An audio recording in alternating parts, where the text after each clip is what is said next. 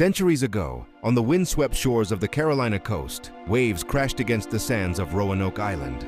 The wind carried whispers, the faint echoes of men, women, and children who came here full of hope, only to vanish into the mist of history. It's been over 400 years since the Roanoke colony disappeared, leaving behind only one haunting word carved into a wooden post: CROATOAN. No bodies, no graves, no survivors, just silence and questions. This is the story of the first British colony in America, the birthplace of a dream that would evolve into the British Empire, and the mystery that still haunts historians and adventurers to this day.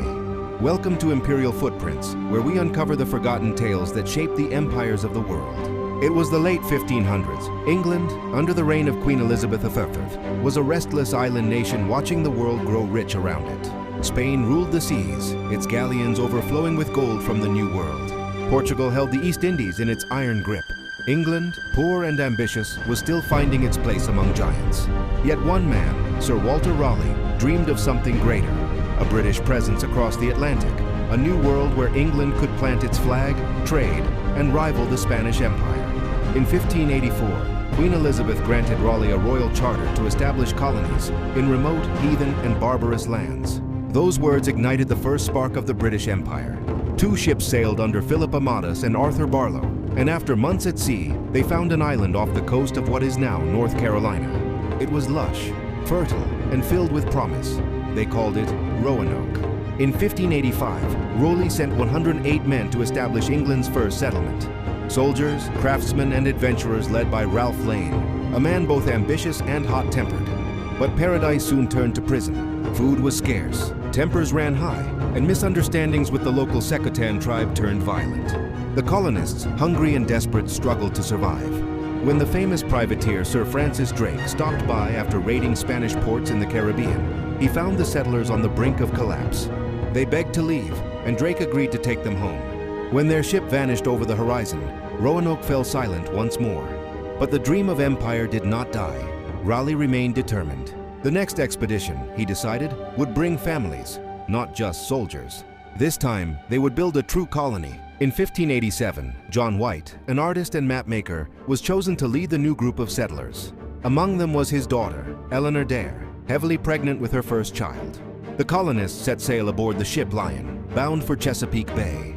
But storms and disputes among the crew forced them to settle once again on Roanoke Island. On August 18, 1587, Eleanor gave birth to a baby girl, Virginia Dare, the first English child born in the New World.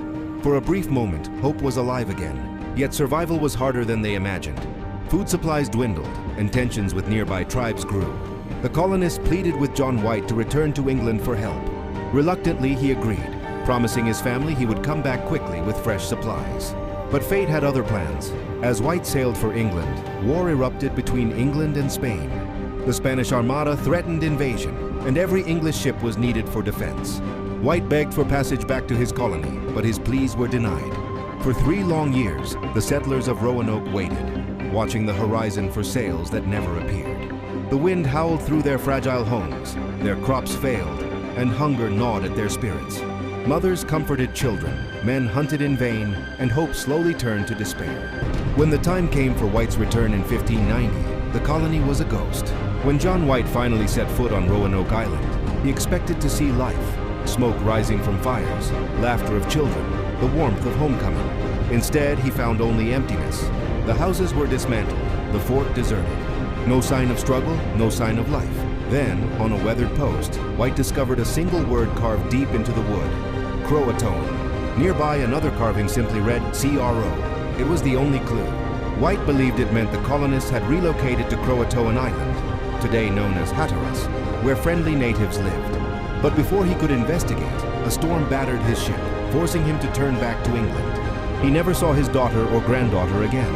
The colony and every soul within it had vanished. For centuries, theories about the fate of the Roanoke settlers have swirled like mist over the Atlantic. Some believe they starved to death or were killed by hostile tribes.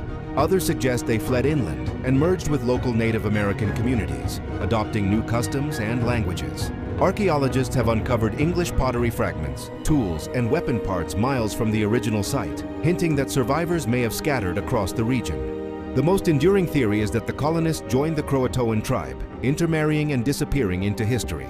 Generations later, local tribes told stories of ancestors with light eyes and fair hair. But other darker theories persist. Whispers of disease, massacres, or even supernatural curses. No remains have ever been found. Roanoke's mystery endures. Beyond the speculation, there's a deeply human story, one of courage, hope, and heartbreak. Imagine Eleanor Dare, a young mother in a new world, holding her infant daughter under a canopy of alien stars. Imagine families building homes from the wilderness, believing they were shaping the future of England's empire. Their courage and their tragedy became the foundation upon which future colonies would stand. Roanoke failed, but its lessons echoed. 2 decades later, Jamestown succeeded because of what Roanoke had taught the English about survival, diplomacy, and planning. From the ashes of this forgotten settlement, the British Empire's first real roots began to grow. The legend of Roanoke didn't end with history. It transformed into myth. The name Virginia Dare became folklore, and the word CROATOAN began to haunt literature and pop culture. It appeared in books, plays, even whispered in the dying breath of Edgar Allan Poe. But beyond its ghostly aura, Roanoke represents the first bold, tragic step in England's journey to global power. Through failure, England learned how to endure overseas. By 1607, Jamestown was founded. By the 1700s, the 13 colonies thrived. And by the 1800s, the British Empire ruled a quarter of the world. It all began here, with a vanished colony and a single carved word. Today, Roanoke Island is quiet. The waves lap against the shore where the first settlers once stood, staring into the unknown.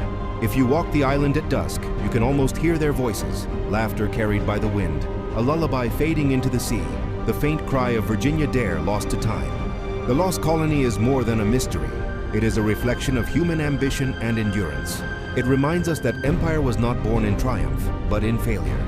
The British Empire, the greatest in history, began not with victory, but with disappearance. The story of Roanoke is not merely a mystery to solve. It's a lesson in persistence. It shows that behind every empire are people who dreamed, suffered, and vanished so others could succeed. As we trace these imperial footprints through time, we remember that history is built not only by kings and armies, but by families, settlers, and lost souls who dared to cross an ocean in search of a better world.